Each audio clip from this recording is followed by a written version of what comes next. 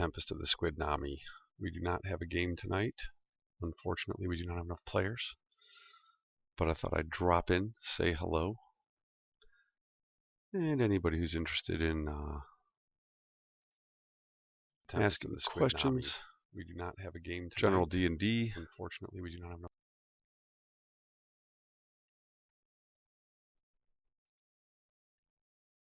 Things about the campaign itself, anything you might want to ask, D&D related.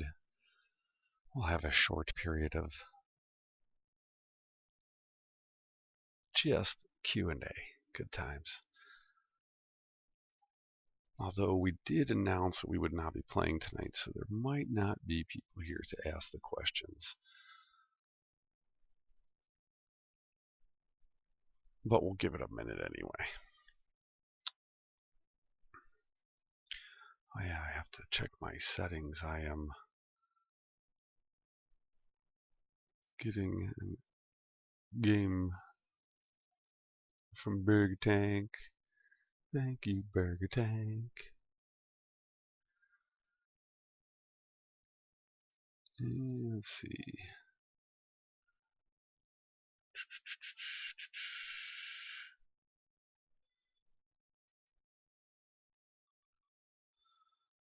Steam system info, Steam, let's see. Settings. Downloads.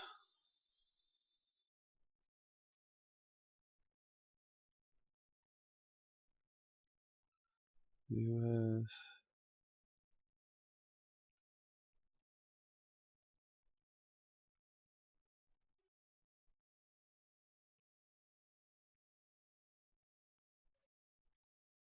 Limit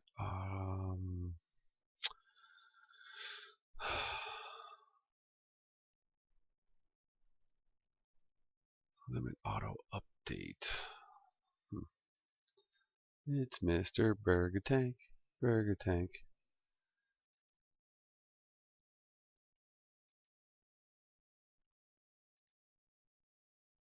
I'm looking at settings now. Let's see.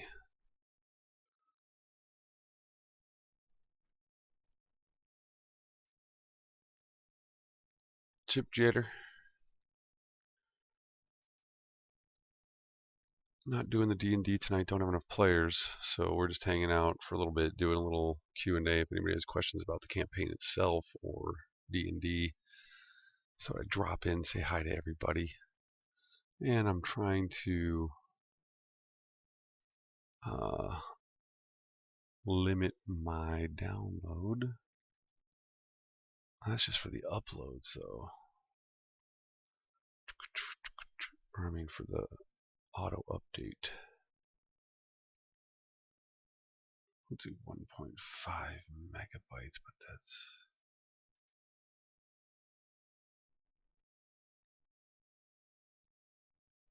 throttle downloads while streaming. Oh, okay, that's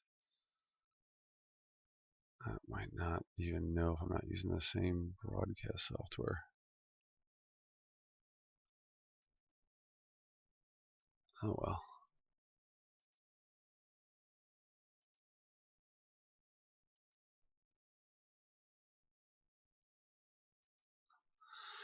Alright. It's what it is. It is what it is. Let's see.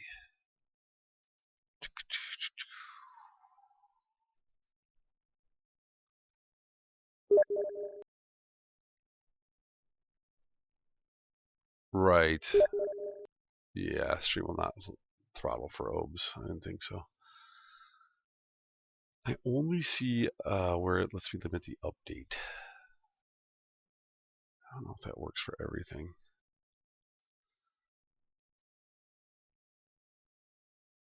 But we can test it, I guess. Let's see. Let's see if the stream goes funky. We will resume downloading, and oh yeah, it does say throttle limit to 1.5. Even though it kind of said for updates. Well, I guess this is an update. Alright, so that should work. How's everybody doing tonight?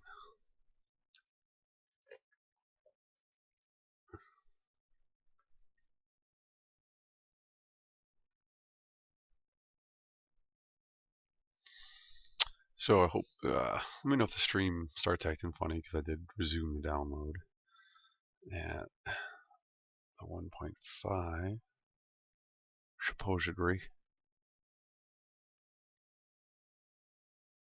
And currently it's at half that.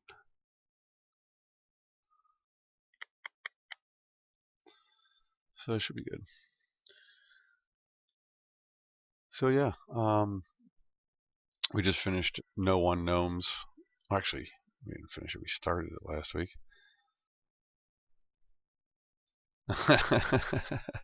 Waiting for me to get on the Grand Theft Auto. Yeah, I'll be on there.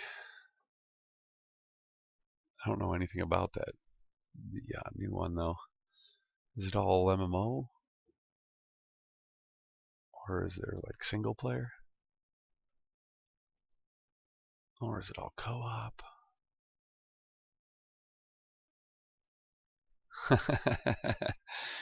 Yeah, I would love to do 3.5, but we will not be able to game tonight. We have too many people down. We have one guy who's can't make it, another one's in the hospital having some surgery. So we'll send him prayers. But if you guys have any questions about the campaign or the game itself, I'm going to hang out for a few.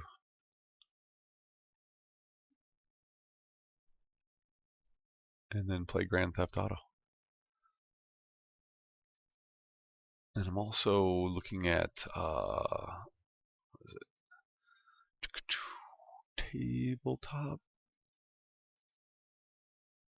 Tabletop Simulator.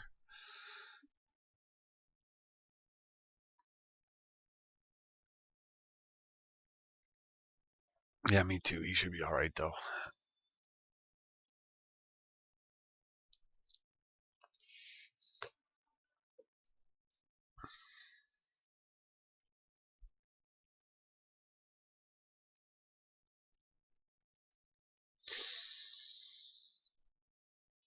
Yeah, so Tabletop Simulator might be something we integrate into the game. Yeah, much less than 3.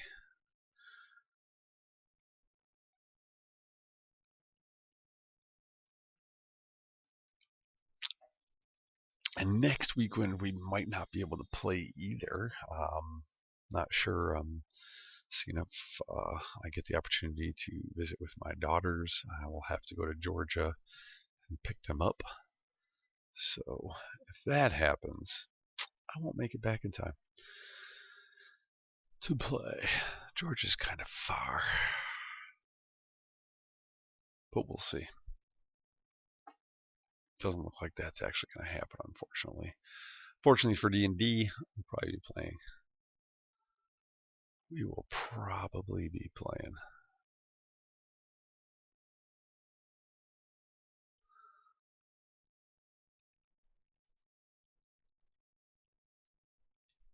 So if we just got here, we're just kind of hanging out.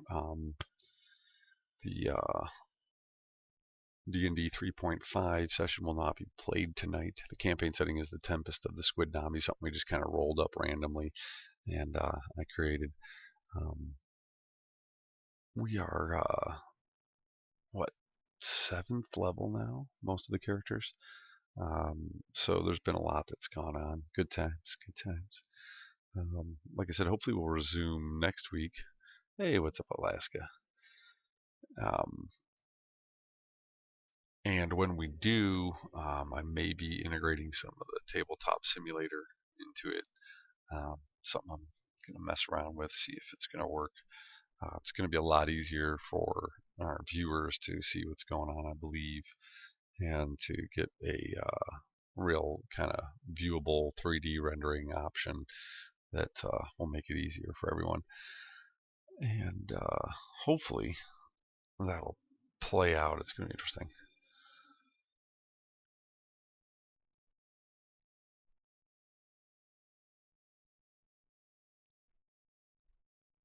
Wow, a running game for 50 years? Oh, you mean like in game time or actual time?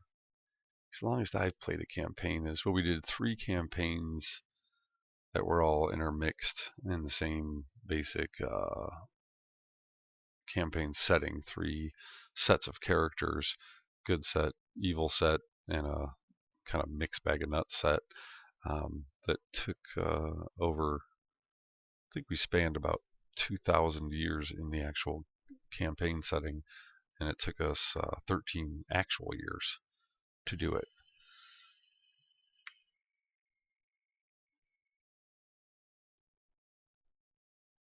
Yeah, I've created many campaigns. One of the main campaign, the world that I worked on that I just mentioned that we played for 13 years was a very large campaign that included, all the multiverses and,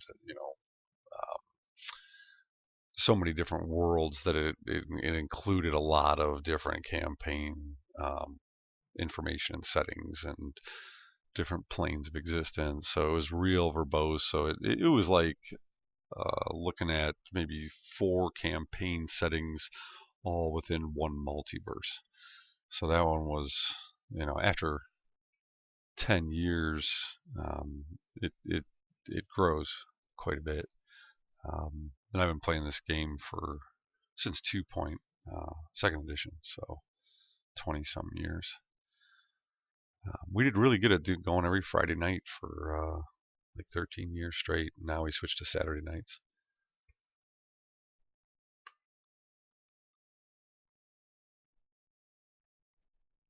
Oh, Battle Lords of the 23rd Century. I've heard of a game. I don't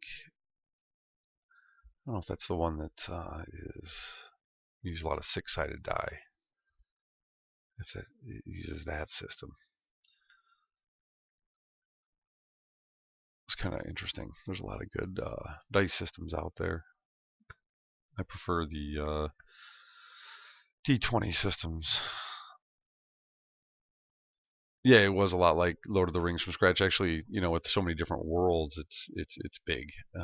One of the things I do to be able to create that is I don't even. It's hard to say. I don't even try really. I just envision what is from the from the ground up. Really, what's the ecology like and the geography, and then that sort of thing starts to dictate what would be prosperous there life-wise and things like that. And it's more just seeing what's already there instead of trying to create it, if that makes any sense.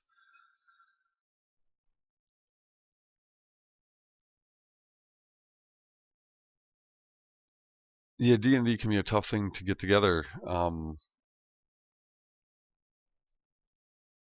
There's a lot of um, there's a lot of if, ands, or buts that go into it. First of all, of course, it's getting people scheduled who are enthusiastic about it, who are going to bring not only enthusiasm to the table, but a character and a sense of it's something you have to care about and want to, have pride in the creation of, even as a player. And that way, once you've invested in it, then you're part of it, and it's a good thing.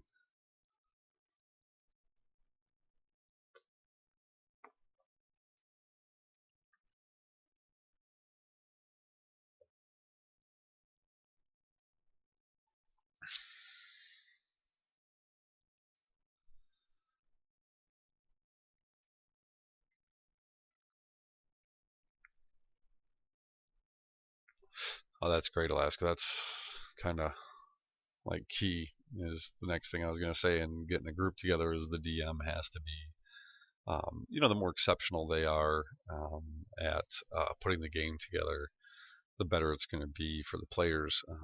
There's several types of DM, and I'm not a power game kind of person in general.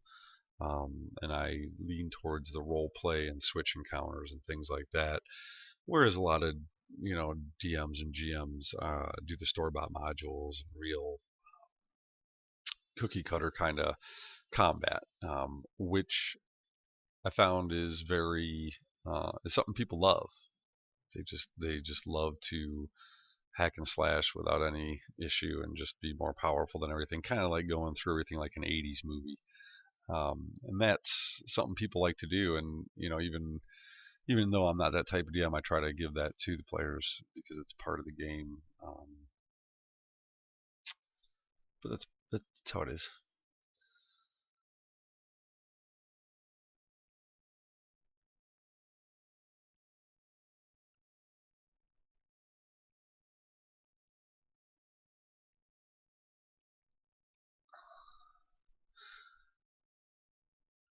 Yeah, it's easy when you invest yourself in a game like Guild Wars or other MMOs. I think it's something that's there. It's tangible. It's like a toy that you can pick up and play with. Whereas in Dungeons and Dragons on paper, when you're using more imagination, I think that you get to become invested in a story, in a character, in a person, that for all intents and purposes exists somewhere in the universe. Um, so it's pretty cool. Oh, that's good, Craig. 7, 8 months in a row. That means you've got something going. If you get past like the third month or 2 months of every week, you got something.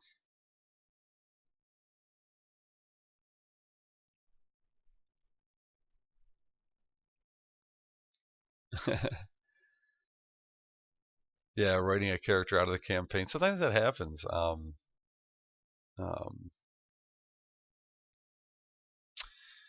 it, it's one of those things where I think one of the things that happens when it gets too power gamey, or I should say, when it's all about the number system and it lacks a certain role play, what happens is that there's no investing in the actual character itself, and that can make it frustrating. You also don't want to get too invested in a character because they die. Um, but I'm not sure what. This kind of leaves my train of thought. Um,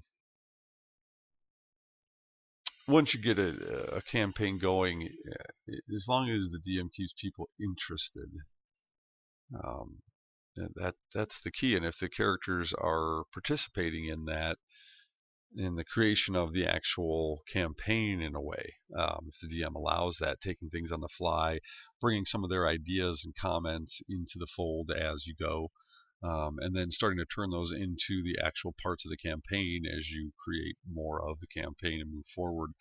That's like really important, I think, and it gives people a sense of ownership to that campaign. Even if they lose that character, they might, like for instance, our one character Zahev, he is Feldonian, and now the Feldonians, should he lose that character, will still exist in the campaign, and part of how he is and who he is will be reflected in those people. So that's part of it, and then really the key is letting the dice tell the story. I mean, that's what I think keeps entertaining for the players, is that I can create a situation, they can act as they want to, but when the dice are rolled, that determines how they're going to react to the next thing and how they're going to finish that part.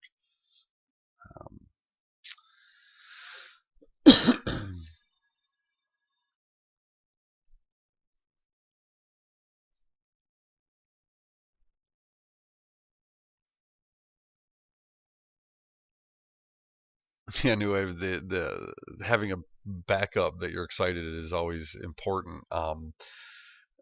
I know I enjoy making new characters.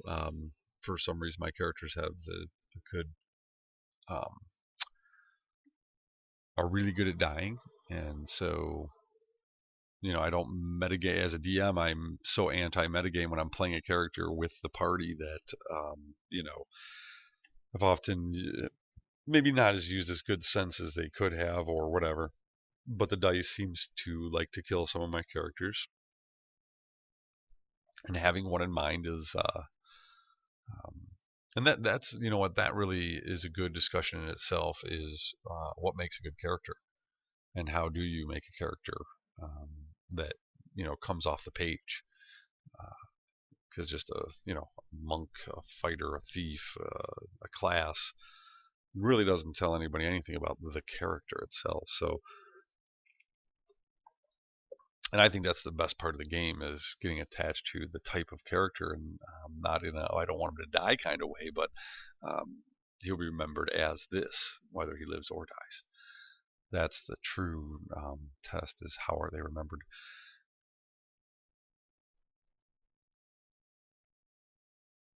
Yeah, a lot of times you roll up a character, you got stats, and then you base your character's um, just like a person. If your balance was exceptional as a child, or you found that you were good at balance, you might cultivate that and not as much in other physical aspects. And then as you grow older, you will have fed that skill with your time and your effort, and that will change the kind of person you are, because you'll deal with situations using balance, not strength.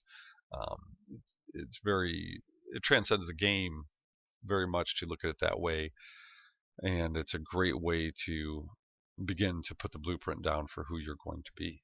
One of the things that I ask my players to do is pick a fear and a flaw and a forte and a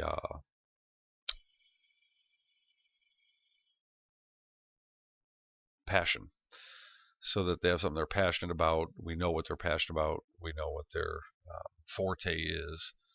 So they might be good at, balance, or but love cooking, and be afraid of water, and they might have a flaw of, heck, it might even be overspicing their food. We don't know.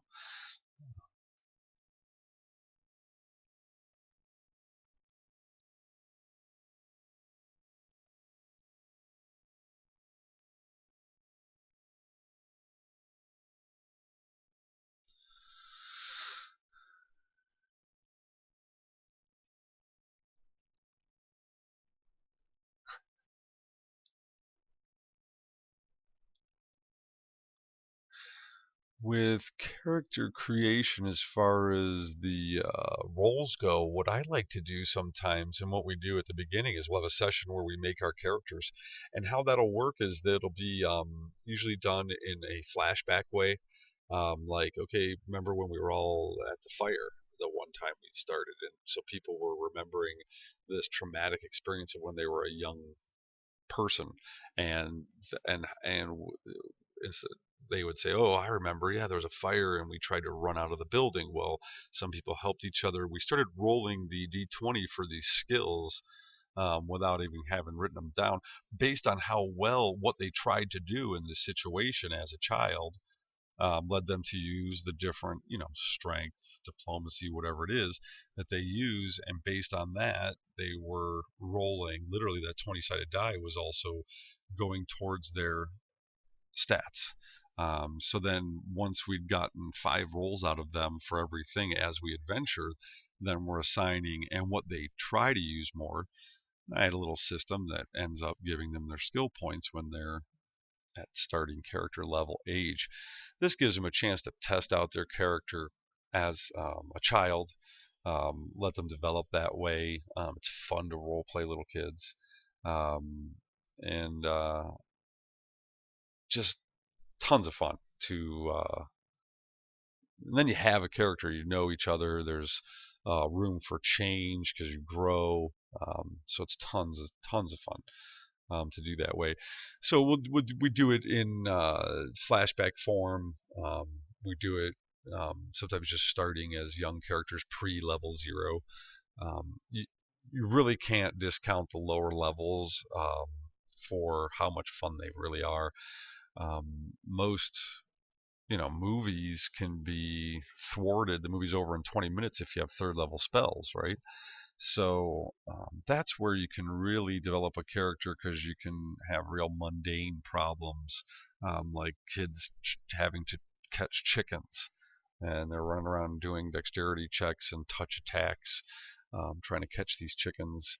There can be the bully down the street, and you have to save the kittens, or a million different things you can do with kids that make it just ridiculous fun to create a character.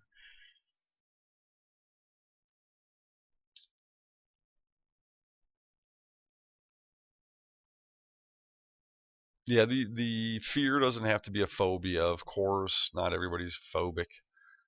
It can be.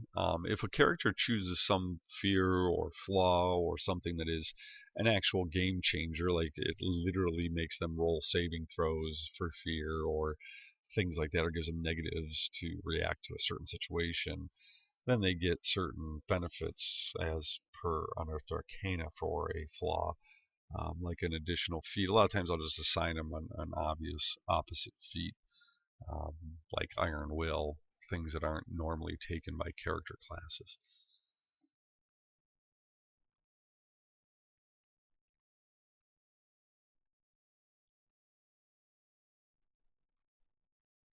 Wait. How do I feel about acceleration of hit points? What? I don't even know what that is. Acceleration of hit points.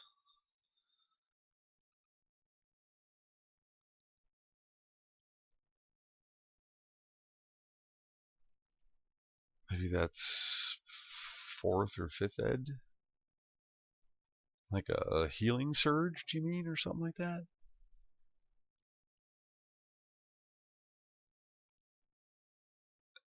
Having 100 plus hit points. Well, that doesn't happen until you're quite high level. Um, and it's all very relative. The game scales very well, I think. It's oh yeah, absolutely. And that's the beauty of it. That's because then you're this competent person there. That's the whole point of becoming an adventurer, and level one. And that's why I love level one, and I think it's a great place to develop character, have a lot of fun. The higher levels have their merits too. You can do epic things in epic settings, and you need those hit points and all those things to get through this and that. And that's where a little bit of the power gaming and some of the more knowing the game and using the rules and that sort of thing can be fun, um, to have those epic moments. Unfortunately, the game's slower at that point. There's a lot more to take into account. There's spells that are in effect, multiple spells are in effect all the time. And at that point, it's good if the group's been together for a while. That's why I don't like ever skipping levels.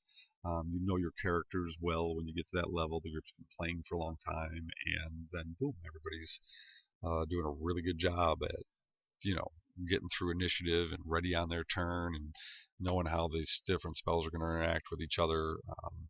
This kind of thing can really slow a game down, but if everybody's on the same page, you can go right through it.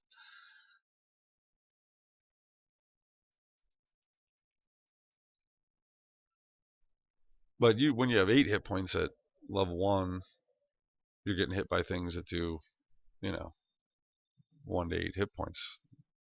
When you're level 100, or when you got 100 plus hit points, you're at this 10th 20th level where you get to role play more when you're walking around the city. I don't make that just because you're epic level then the guards aren't all just super badass also. So that gives you the opportunity to role play how you're going to go about things. You can come in and knock this guy out, put his body over here, and don't hurt him. Do things that you couldn't do at first level because you're just trying to stay alive. So I think there's a lot of merit to each progression of level in D&D, and that's why I like the 3.5 system so much.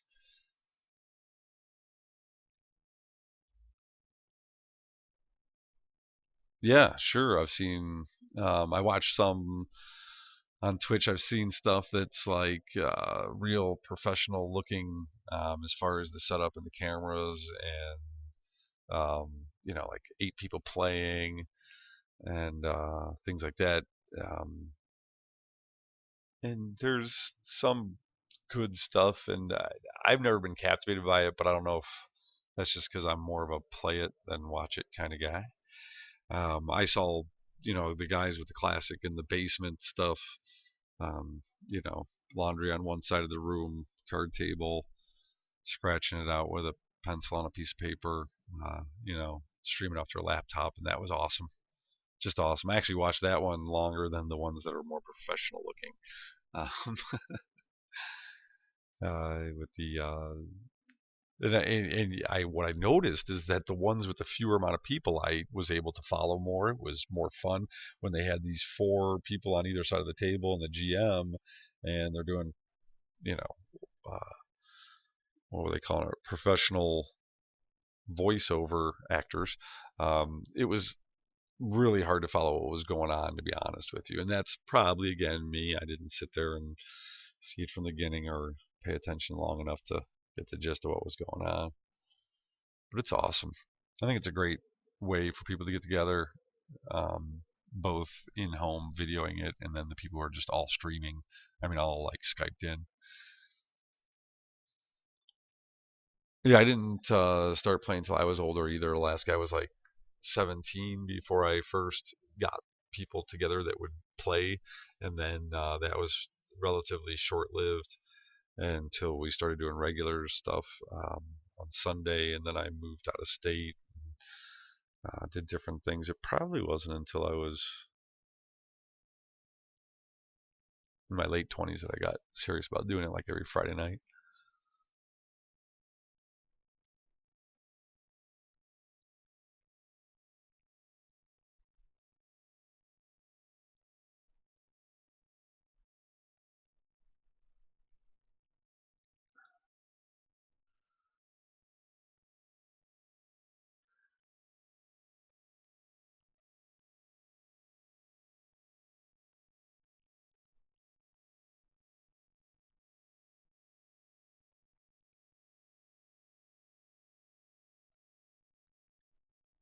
The critical role.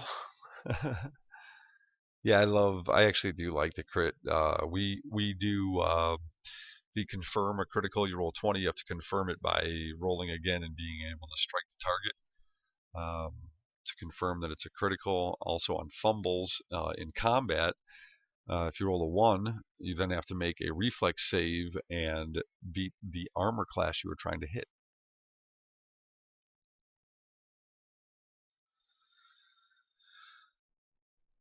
And that's the critical fumble. And then there's also charts that I use for the critical fumbles where you can roll the percentage dice after you've got a critical hit or critical fumble that tell you what happened. But I generally just go ahead and use based on the game what's going on. So if they're using this particular type of weapon, let's say a whip, and they've done a critical fumble, they might have gotten it tangled in something nearby instead of hitting the target.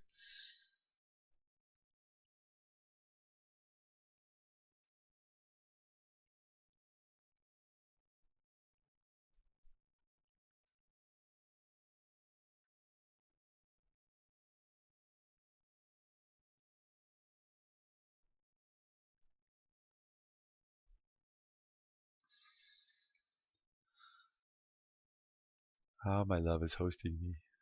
Yay. The stream seems to be working with the download. So yay. Ah, my love is hosting me. Yay. The stream seems to be working with the download. So yay. Yay.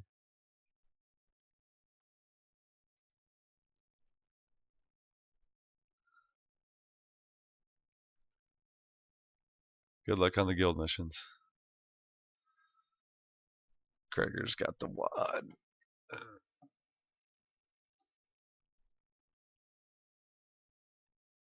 Oh man, yeah. Getting together with friends, play D&D. That's one of the things that if you're putting a group together for D&D, some of the basic things that I found over the years that are crucial to success is one, of course, have a comfortable place to play as best you can. As DM, you need to be as prepared as you can, about 3 hours for every 1 hour that you're going to play. is the general rule of thumb, depending on how much campaign work you're doing yourself and how much you're just purchasing. Either way, you've got to research it and be ready for lots of contingencies. Then, what's crucial, I think, is that you get the right group of people. Don't be afraid to ask different people to come, ask people to leave. It's perfectly fine to just let somebody know that they don't fit what you're looking for. You're not able to be the DM they want, things like that, whatever it takes. Um, but once you've got people that you've got together, that you got a place, um, one of the things that people come for is to definitely to have the social interaction. So allow for time before the game starts for people to just talk, and don't try to start right away. Let them get all the bunch of BSing out at least a half hour. Just be prepared for that. Otherwise, it'll come out in gameplay more. Yeah, so let them get the social interactions and the regular mundane stuff that they want to talk about out of the way, and have food. Eat first. Don't be hungry. Just like anything. If anybody's ever been that went to soccer practice or band practice or anything like that, you always want to be well fed before you start a session. And snacks are good too. Other than that, just play to have fun and let the dice tell the story.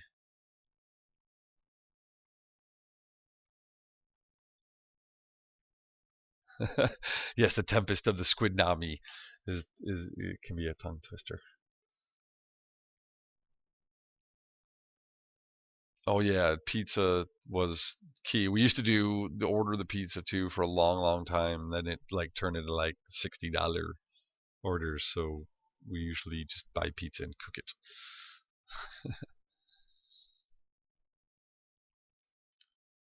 Can I have a Mountain Dew?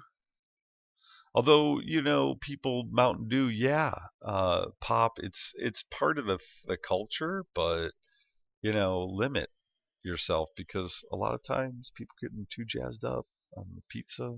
I mean, on the sugar and the caffeine. It can cause for some crazy role playing. I tell you, nutty.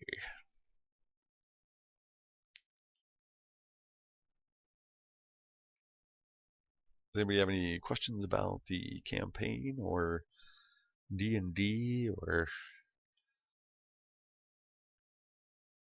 I'm a fairly good rules guru, although I do I think that the biggest thing with the rules is how it plays out, because they can't possibly tell you how to deal with all the situations when spells are cast and things like that. I think that's always interesting.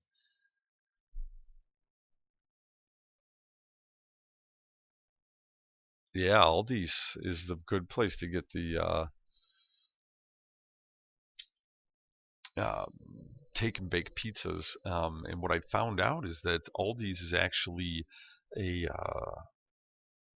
shell company subsidiary, or however you want to put it, of Trader Joe's, which is kind of high end food, and Aldi's is low end. So if you know the different Trader Joe's things, the different packaging and the different types of food that they have, you'll find that packaged in different labeling at the Aldi's for better than half the price.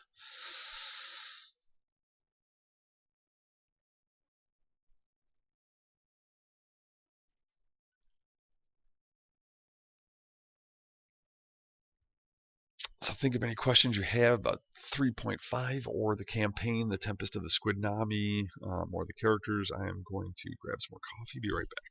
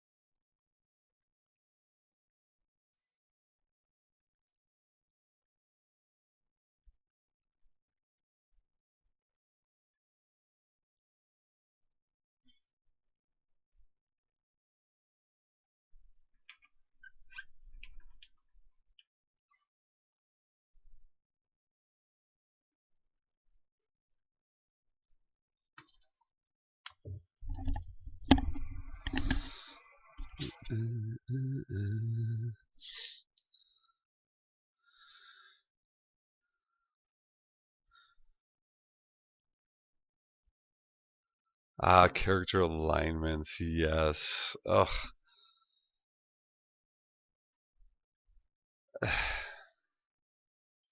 Well, what's the best way to get players' attentions back to the game if they're distracted by real world discussions? The best way is to kind of note that and segue right back in. Yes, traffic is horrible and road rage is bad, but it's not as bad as the breath on the orc that's talking to you right now. So if you can, just segue right back in, that's the best way to get rid of the real world discussion. Just just make a note that, or just simply say, well, that's not nearly as important as what's happening right now, because your characters don't even know about Cynthia's bad manners at the Chili's last Thursday night. Have you ever had issues in game when it comes to alignments? Yes. Of course, everybody has the alignment issue. There are philosophies of what is good, yada yada, blada blada. Good schmud in the hood. It's very simple when it comes to D&D, and as far as I'm concerned, in all philosophies, good is respecting life. Now, how far does one take that in the game is up to them. Um, is someone that respects life, can they be good and still kill? Well, yeah, it can happen. There, but it's the how it happens, it's how you feel about it, how your character acts about it. Intentions matter. You can do a million good things in the game with the intention of killing everybody, and you're just trying to win their minds and hearts to manipulate them. So you'll be evil the whole time. That's up to you. The same does not go for good. You can't run around doing evil things with the intention of it helping the greater good. But there is that line, and we walk it. Now, in the actual game, the rules are very clear, and I run it the same, and that is if you commit an act, it should have its weight in merit, that is good or evil. And then you simply, it has to be a matter of time. Now, if a paladin goes from saving people and doing non-lethal damage to killing innocent babies because he's having a bad day, sure, it's pretty much instantaneous. It's an immediate thing. Again, the merit of severity. But the rules basically state that there needs to be time, like in week increments is how I like to go. So in a game time of a week of increment, if there is indiscretion, is there remorse? Is there an attempt to make good? Is there continued, does a good man still say he's good once he's done bad? If you say I'm bad because I've done a bad thing, are you?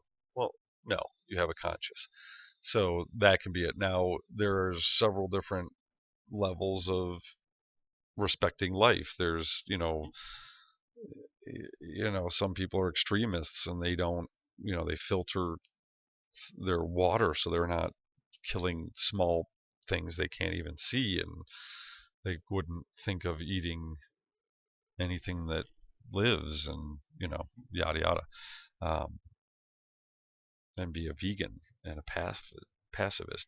Now, you can also be the typical paladin who goes and kills the evil people, and they must die so that they can't do evil. And you only respect life that is of your same ideology, as far as goodness goes. Um, so there's lots of ways to take that, but the DM needs to consider what their campaign is, relate that to the characters, what kind of level of goodness is accepted as good, have a base understanding.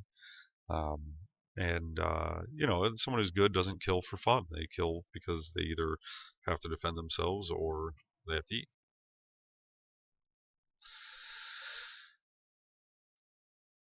But yeah, and again, if you take time, it then makes it happen so it's not like the character's worried about, oh, if I do something wrong then I'm evil the next minute.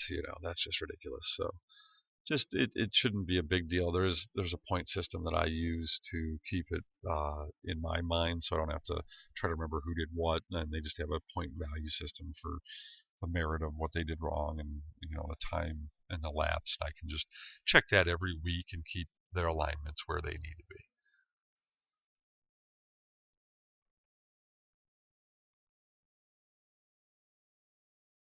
Yeah, a good dungeon master makes the difference. I think I'm pretty good just because I know the game fairly well. I know how to handle the different personality types. I taught skiing for over 15 years, and that kind of gave me an idea of how to deal with people, task them, and how to work with groups and things like that. Then I can do all the voices, which seems to really help people come out of their shell as far as role playing too.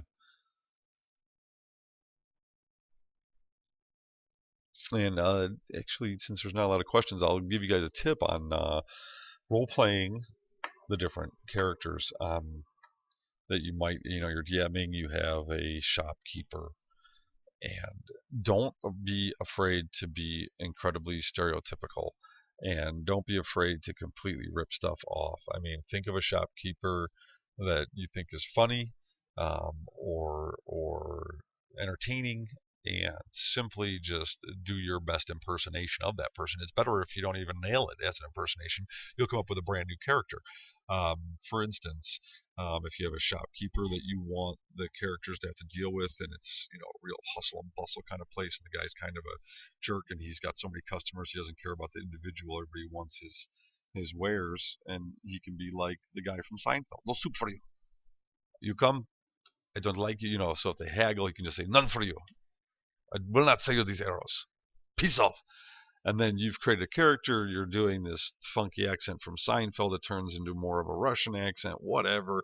Now you've got this brand new character that you can just literally do on the fly. And it's the best way. A simple hand gesture. I had a magic user that they ran into, an NPC. He was there to give them information, basically, and you know, I knew I needed a magic user. I knew where he was, and that's it. That's all I had. I had the stats and everything. I did not have a character ready. So when they got up to the guy, I just thought to myself, well, Merlin's a magic user. Well, Nilrem was his name. I just did Merlin backwards. Nilrem's his name, and all I knew is that he thought highly of himself. So he would state his name a lot. I am Nilrem, and when he did, he'd put his hands in the air. And just that of saying his name at the beginning and at the end of every sentence, and then throwing his hands in the air when he said his name, made a really an impression on the characters because they remembered that NPC. They spoke of him. We joked about it. It became a thing for quite some time. And it's all right off the cuff because if you, to be honest, no rem. To be honest, planning NPCs too much makes it difficult. You'll end up having to try to remember which accent you're going to try to do, or you'll be nervous about what you practiced or who they're going to be or how they're going to be, and just let it fly. It's a lot easier.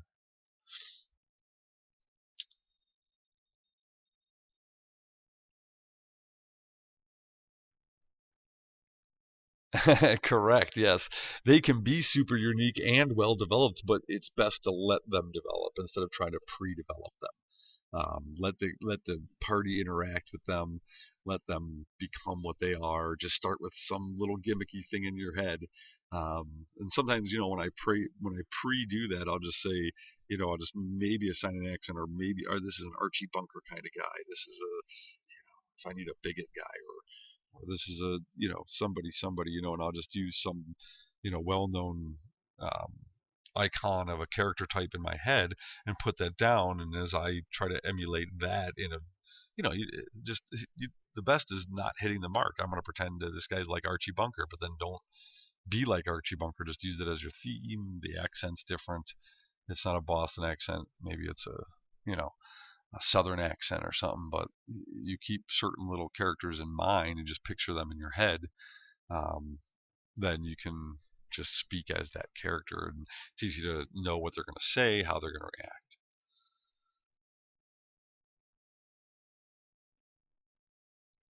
Yes, I do surprise myself along the way. That is correct. It does. It makes it just so much fun. All of a sudden, there's an interaction I didn't foresee that takes the party in a direction. And as long as the campaign's open-ended enough, and I've laid out enough contingencies so that no matter where they go and what they do, they're not off the page. Then it can be a real fun letting the dice tell the story.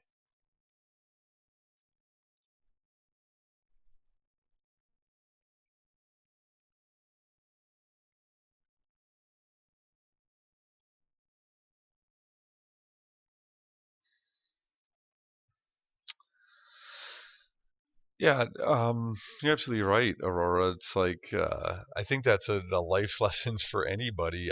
Trying to be yourself 100% unique is a fool's errand, because we're always, always, always going to only be able to create from the pool of what we already know.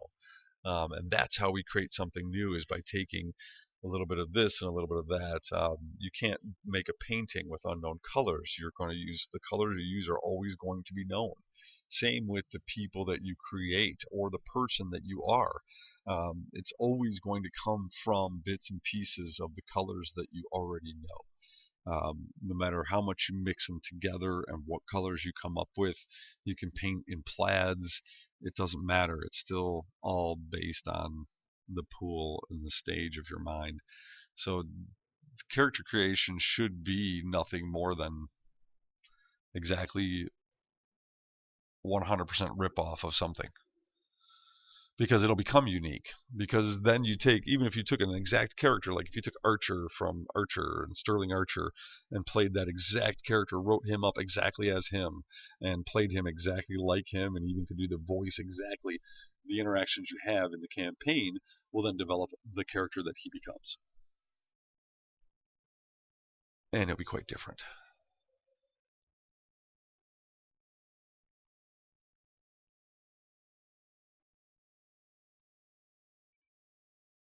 Yeah, bullet points, NPCs, bam, they happen. They become more. They become alive.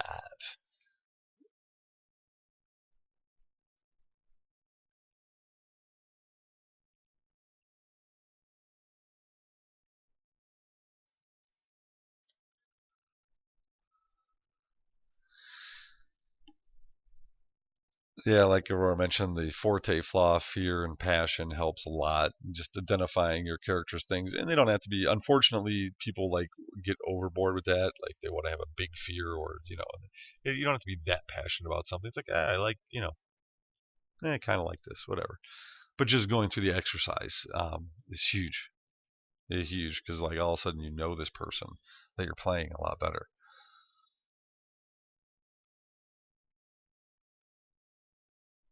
A lawful evil or chaotic evil alignment character in a game that consists of many good alignment characters. Well, it's see, that can be tough. One of the things that you will have in a group is one person's going to automatically become the moral compass of the group, be it good or bad, and that's going to happen organically. Um, but I guess there's a lot of ways to handle it, and I'm a little bit hesitant, because each time I think of different ways to handle it, it's very situational. So there is a lot of that a DM has to take into consideration when dealing with that type of situation. If there's a paladin involved, it changes really everything about that. They're going to be able to detect that this person's going to be evil. They're not okay with traveling with that person. So how does a paladin deal with that? Well, I had a paladin once that had to deal with that, and I simply sat that person down and gave them the rules of engagement and said, this is how it is, and this is how you will have to be. In other words, I told them, you're going to have to start being good. Whether you think you're good, or whether you're constantly plotting in your mind to, be murderous, that's up to you. And then alignment will stay the same, but I, as a paladin, have to stick to my guns, so to speak. Now the other thing would be that you allow the reality of being evil to be. That's the hard part. Is DMs don't want to pony up to the difficulties that brings, and or don't have the toolbox to deal with the reality of it. Here's some of the realities of being evil. When you're evil, you don't. It's hard, lawful or not, or chaotic. It's hard to know who you can trust. Good people are hard to trust, even though they might be lawful good. They might not have your best interest in mind because your interests aren't very much the best. Other evil people aren't necessarily in line with you just because they're evil. So you have more enemies. You have a harder road. It's easy to make good harder because you have to do things good and try to save the person and the baby and not burn down the building and blah blah blah. Whereas evil, it seems easier. You just steal what you want, you just do what you want, you don't care, ma. Well, there's repercussions. There's the law. There's all these different things. It's kind of the I think in allowing a player to kill another player and keeping it fair and letting the rules roll out. You know by the rules of the game, familiarity is death. If I have got my arm around your shoulder and talking to you about what's for lunch, a coup de grace is next, and unless you make a sense motive, you're all done. And that's just how it is. And there were times that I remember in second edition I had an evil character and we were playing with evil characters, and the mage educator said, I'm powerful enough to kill you all now in one round. So I reached across the table and bashed his head in. Because that's what we were doing. We were playing evil, and that just seemed to make sense. And the DM rolled with it, and that's what we were doing, so it made sense. But the clash usually doesn't work. It's real easy to get that evil person out of the campaign, give them offers that their character can't refuse. Like, here, come join this evil group and further your needs and become omnipotently rich and all these things. And then that, player then becomes an NPC that you guys get to fight later. Can allow it. If there's no paladin, if it's not really, it makes for good ethical dilemmas. Sometimes you need an evil person to do the dirty work while the good people are looking the other way or in the other part of town getting things done. So I think it's a great challenge for DM. I think it's a great challenge for players to not metagame and or to use their skills and whatnot to it can create some fun drama within the thing in the group, and that's okay as long as it doesn't distract from the whole or the total of the campaign.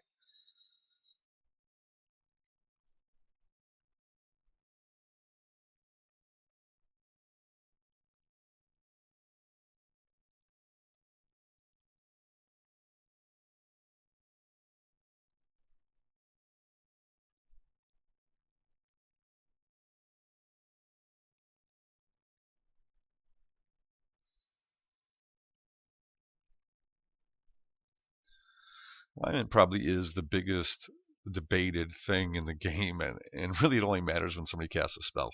I mean, they're casting Detect Alignment, they're using a spell that has protection against a particular alignment. Um, only in the spell system and things like that does it actually even matter. And then how you're dealing with NPCs and what's that.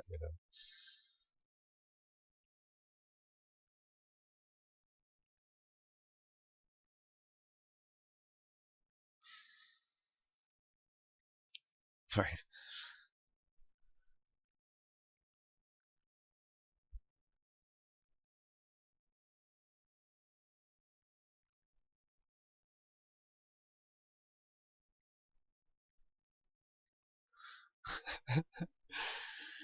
Yes, alignment issues can make things ugly, and they can get half the party wiped out. You betcha. But the same with just we've all been in that party where you're standing in front of some king or something, and one of the party members decides he's going to mouth off and then say something like, well, freedom of speech, because they have this American mindset and they can't even wrap their head around the idea that authority should be respected in the dark ages. So those are great opportunities to prove to your players that your world is solid, and your world should be solid with a nice beheading of the entire party because one of them spoke out of turn. Nothing wrong with making new characters. Nothing wrong with your world being realistic. A realistic world kills party members. If your party members don't die, if you're always running a campaign where you're going from we start at 4th level, go to 20th, and nobody ever dies, that's not Dungeons and Dragons. You might as well just be sitting around talking about a book you want to write. Because if people aren't dying, then that means the dice aren't telling the story, and the challenge isn't close enough to the character's uh, hit point level or level to challenge them properly.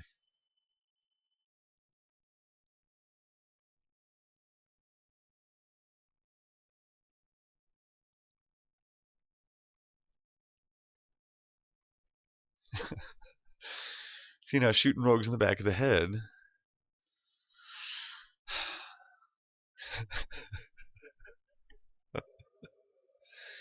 But a good DM will be able to let the party members role play those alignment differences and keep things moving along because, hopefully there's enough going on in the campaign that their ethical dilemmas are not, you know, paramount. There's other things to do.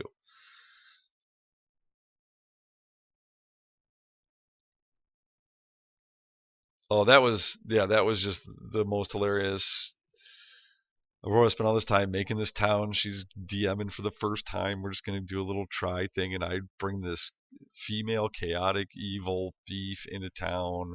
And I just ruined everything. She did an amazing job of having all her players, her NPCs, react accordingly to all the manipulations and the deceptions that I was doing. I was, creating problems between husband and wife and child and grandfather and spreading rumors and lies and stealing. And I mean, within a short period of time, I had turned this whole town upside down. She got a real taste for what it is to DM against an evil person. And it was really cool because she then got it, like created a whole campaign for us to play, me and my friends, and I decided it would be better if I played a paladin. So the first thing, and she's so brilliant as a DM, this was amazing. The adventure was oh, because she's typing the story. Um, my evil character, yeah, became the boss of the party that we encountered, and as my new paladin character, she took us to that same town, and my paladin had to go through and hear all these tales of all this wickedness this person had done, and kind of set him on his path to find her and stop her and right the wrongs and things like that. So there was this karma um, where I got to right the wrongs of my one character with my other, and that is brilliant because when I came back as my other character, months had passed in this town, and the end results of what had happened because of my first characters coming through were well thought out and amazing. And that's what makes a good DM is, do you make a difference in the world? Does your world change because of the characters? Can they change the world? Should they? Yes, they should. Every single thing they do should have an effect on the world, just like in real life. If I go down to my neighbor's house and the light is shut on fire, things are going to happen. There's going to be a lot of repercussion. Things are going to change because of that. And in D&D, the DM is very responsible for making sure that all those things have appropriate and proper influence and action and reaction. Um, it's awesome.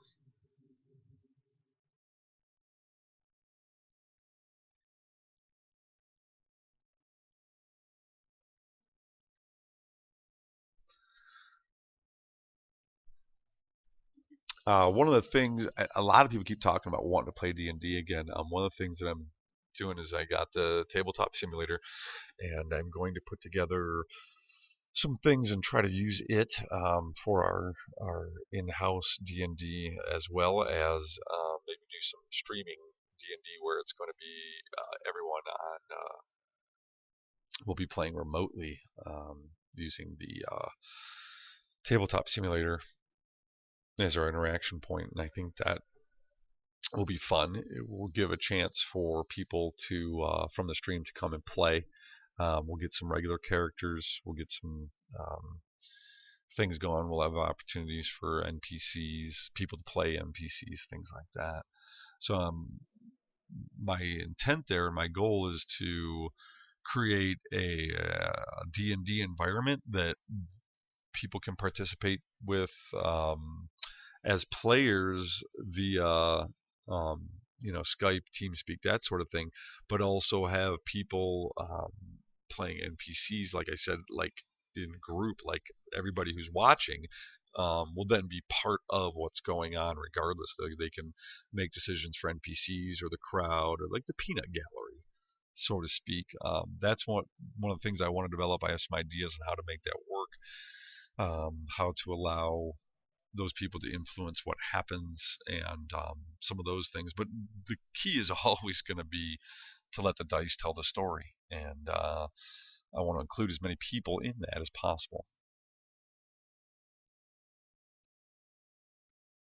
Yes, because the players didn't do something too. Yes, inaction is action. Trust me, I know that quite well as a DM. I often, unfortunately, give many a task, problem, or puzzle that leaves the group completely stumped.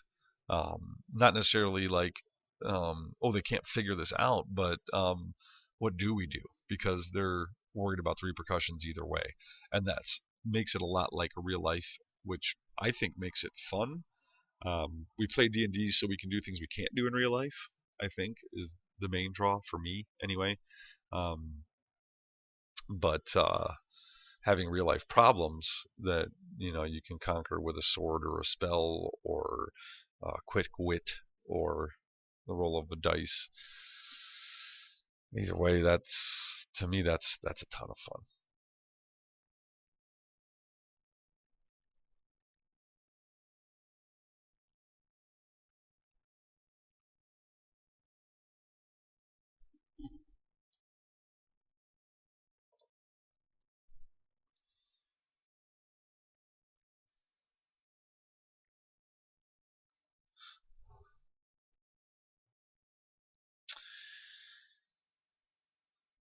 Coming up with names is something I wanted to address. I think is I see people struggle with that a lot, and I think it's for me it's real simple. One of the things is that no matter how big and ridiculous your name is, have an abbreviation, have your nickname ready, or let people choose it for you. But if you've got this big name that's multiple syllables, definitely make it compactable. As far as like what's in a name, sometimes it's good to take like your character's carefree. So go in and look up the Latin word for carefree, or just put it in a translator and look at different languages for what that word is, and it might give you a word you can get a name out of. So if flirtatious is Rosenti in some language, then you might say Rosen or Rostin or whatever. But those simple ways of making names and stuff like that, keep it simple. Can't stress that enough.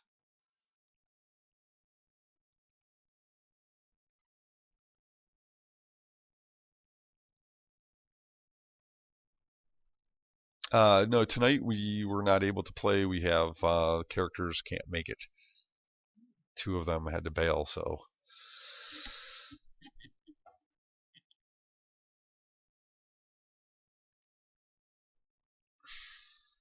yeah, the rules will come back to you. They're fairly simple. I think the 3.5 rules are simple, although there's so much material that you can look at. Once you get the idea of how it works, it's really simple system, I think. What I don't think enough people do is when they go to play the game is, oh, I don't know, read the books. It's not hard to read the book. The player's handbook is a short book. It doesn't have that many words in it. One can read the whole thing cover to cover. I've played with people who have played for years and years and years and still don't have some of the basics down. I know that When Aurora started playing, she just read the player's handbook, and the first character she played was one of the more difficult ones, a cleric, because it has the magic system and all that, and she nailed it because she read the book. It was real simple. What she didn't understand, she asked questions, and she got the answers right away. It was simple. So, best first, best new player ever. Yeah,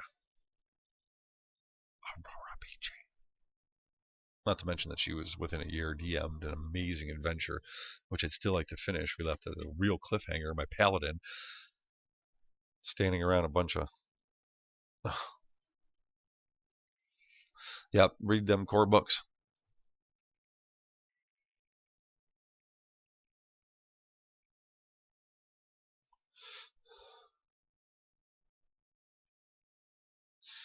Yeah, clerics and druids can make great characters because they lend themselves to kind of very caricature type characters. I mean, there's not many, boring clerics and druid out there. I mean, it's a position, and the abilities you have make you larger than life.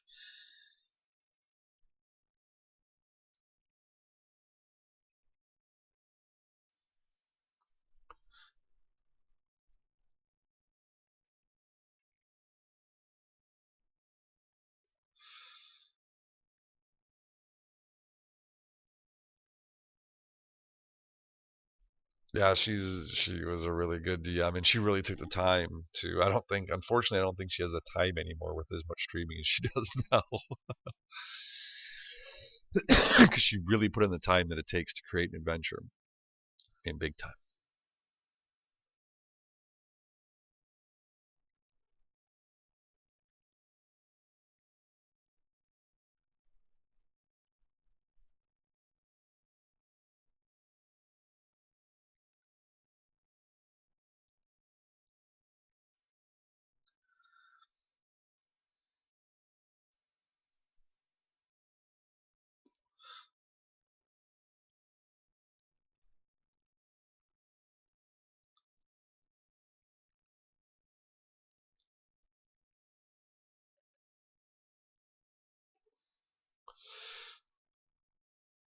Yeah, druids, yeah, they do. They had familiars.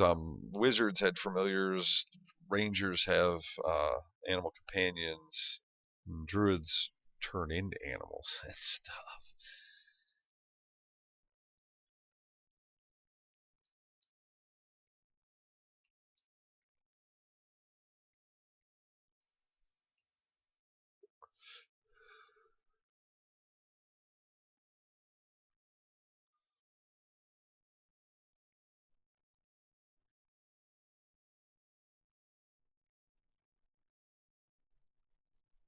Yeah, level four, like when that level four is like the level that rangers start getting spells and paladins get their mount, and that seems to be the gate level to characters really coming to his own, really getting into their vocation. And by then, you should really have a good development of the character, from all aspects.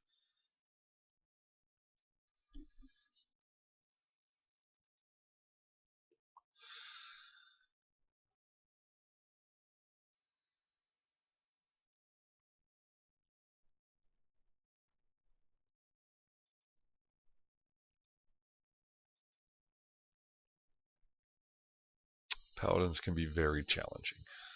I think my last paladin that was with the group ended up taking a vow of poverty, a vow of nonviolence, and a vow of peace out of exalted deeds, and therefore ended up just leaving the party because they were kind of bad, doing bad things. So he was just like, I am getting out of here.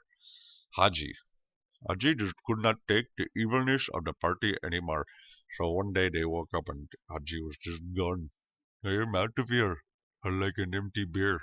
I'm gone.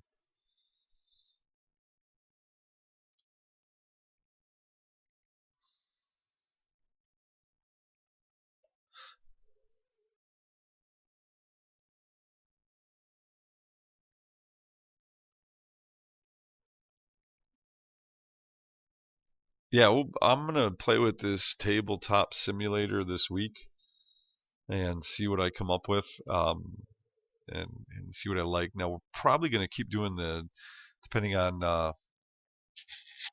the holidays this week and next might be a little flaky, but we'll keep doing the in-house here on Saturday nights. I might open up a whole nother night for the online only, and we'll get a bunch of peaches in here. See if we can't, you know, do something with online people with another group of people. Um, now I might reuse a lot of the campaign stuff, and just different characters going through the same thing. So it might be spoiler buster, but it might be all I can always use. I have resources from 20 years of campaign creation to work from. So,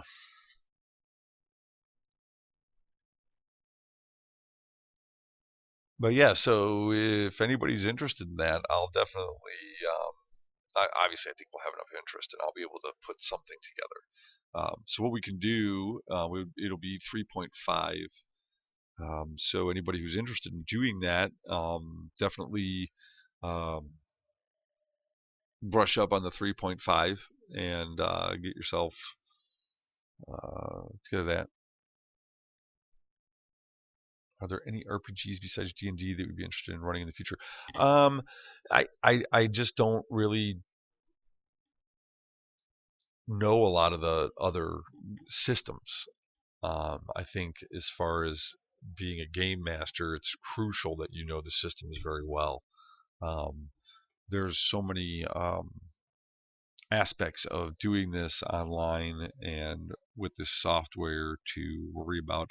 Don't know that learning a new system would be all that super neat, but we can put any spin on the 3.5 system. I mean, the one campaign we did, we were like going through space, so it was all like, I mean, it was more steampunk and clockwork than it was like futuristic, like Star Wars or Star Trek or anything like that. But I mean, the setting was a space odyssey adventure. So I'm pretty sure the 3.5 system can handle any genre that anybody would like to do, if that's what you mean by doing any other RPGs besides D&D. Um,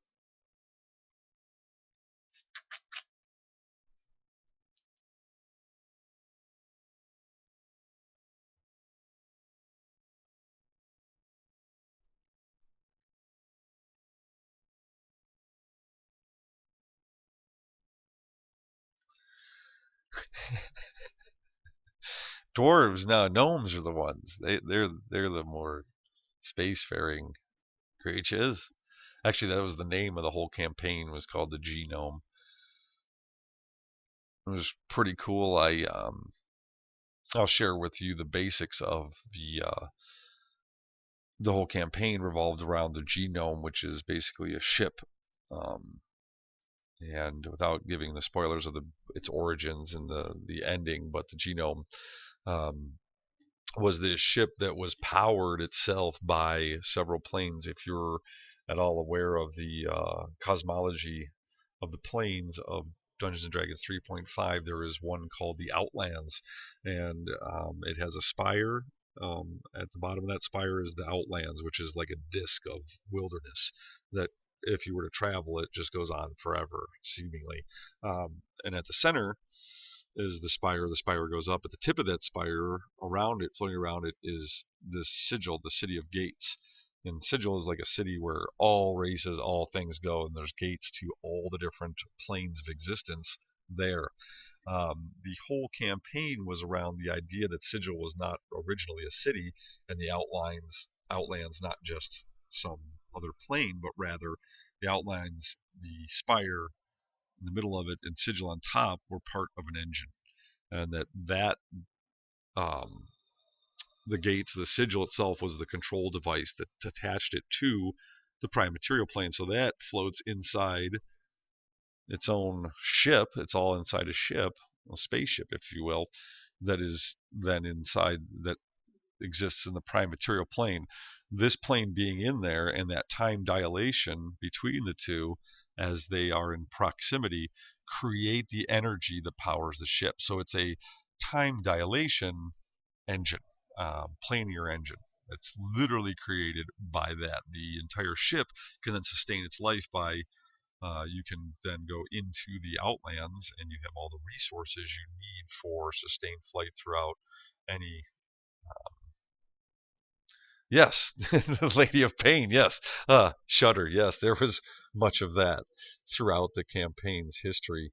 And this is the underlying. Oh yes, you remember her, don't you, Strawley? That was the underlying theme of the entire 15-year campaign.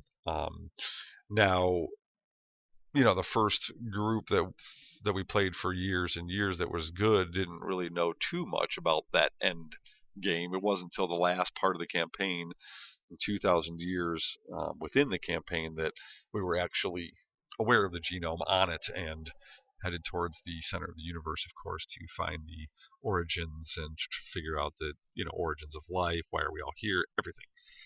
So I mean, and what better way to end a 15-year campaign than to answer all the unanswered questions of life? So that was pretty cool. So we got that going for us, which is nice. It turns out a lot of the theories that I used to develop that as a young man, starting when I was 12, actually, some of the concepts I thought of then went into the whole like literal math of how it all worked, because in D&D this wasn't just something I just said, oh, this is neat. I did the math of how this would actually work and the time dilation and how and the energies would be pulled in these gravity wells that I created within the campaign. All this stuff was just theories of stuff extrapolated from my limited understanding of Einstein's theory of relativity. And in recent years, in the last 5 years, they've come up with a lot of interesting things about time relativity that have actually proven the theories that I used to create this campaign. So that's pretty cool.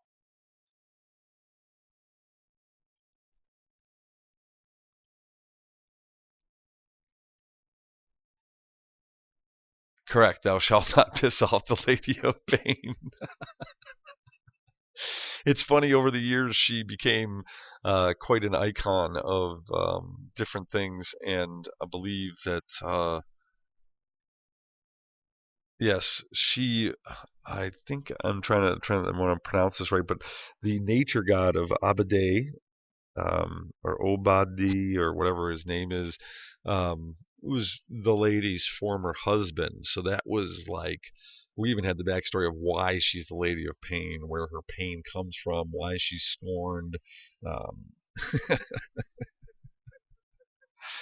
oh, it got way too real. It's pretty funny.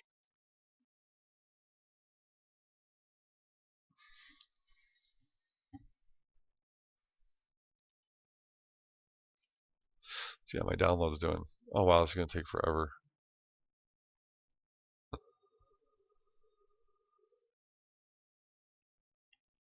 I will have to bump up the speed.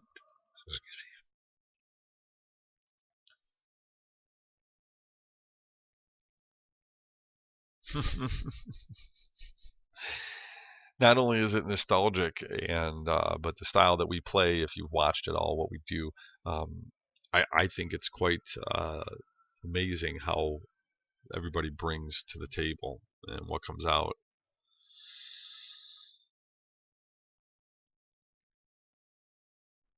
Apparently, you couldn't mention her name. If you know her real name, you wouldn't dare. Yeah, the core books are really good at being vague. So the all the information that you get about the monsters, about the different cosmology and the manual of the planes and things like that, is all very descript and gives you a baseline, but it's all very vague, so you can write the backstory. Very few of these monsters give you their origins, and that's a big thing for me. Is each, when I take a monster and put it in the campaign. It's very much often the origins of that monster, or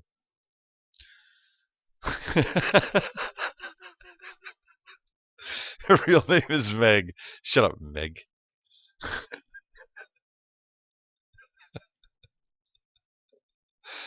Oh yes, the Lady of Pain. Next time she comes into any campaign, I will definitely have to have her wearing a hat.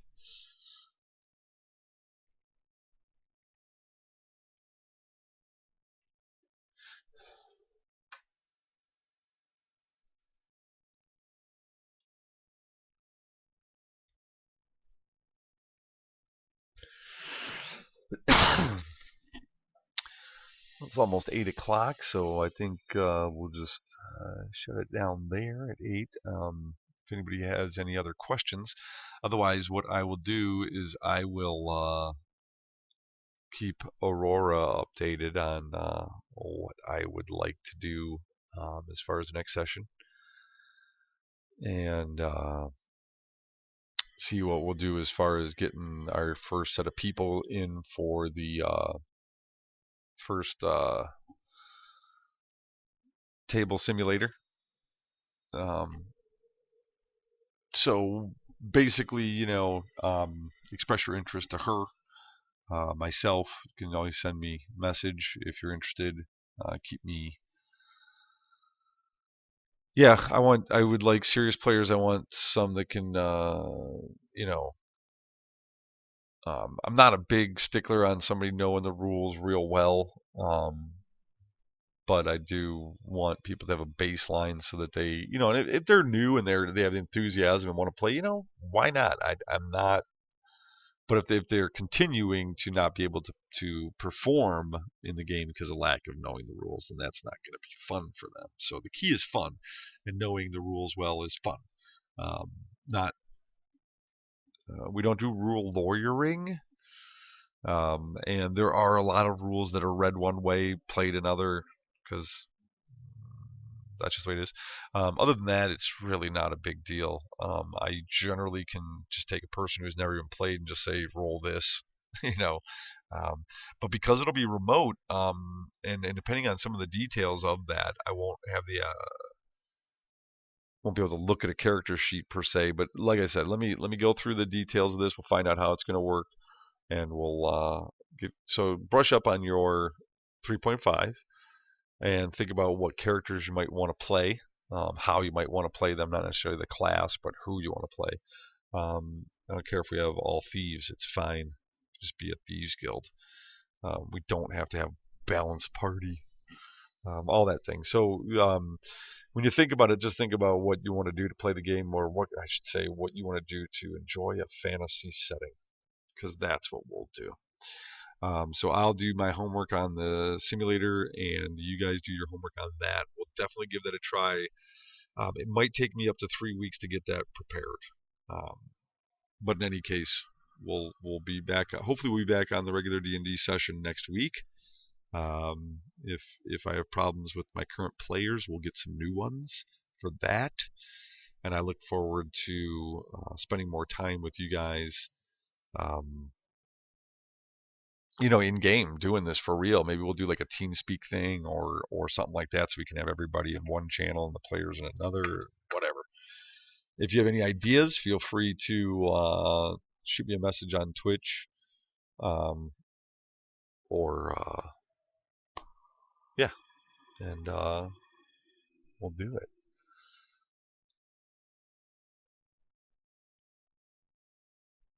Yeah, and you can find most of the stuff online to just read. The d20srd.org is a great one. That gives you just about everything you need except for like the actual level stuff, like how many experience points, the level chart, like what it takes to go up a level. So, and that's right here. And there you go.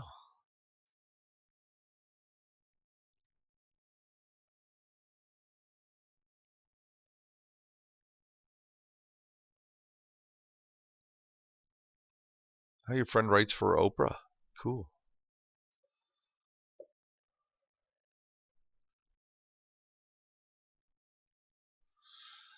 Yeah, I was looking at the tabletop simulator for just the tabletop part of it, and then everything else would just standardly be on paper. There are some systems that kind of incorporate all the different games. They have all the different games. It looks like where it's got like all your stats on there, and it like automatically will take a spell effect and add it to your character stats and things like that. So, but hey, thanks everybody for being here and stopping in. And I am sorry that we couldn't give you an entertaining session of Dungeons and Dragons, but we will try again next week. And I'm looking forward to opening up another session. I decided that Dungeons and Dragons is what I like to do, so I want to do more of it. Um, of course,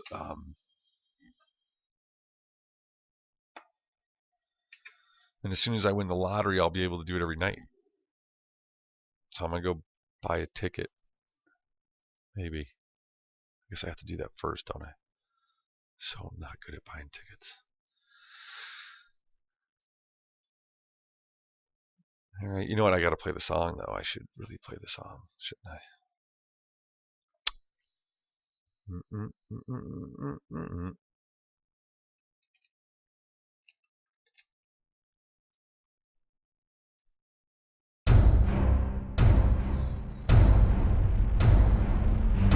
Thanks, everybody.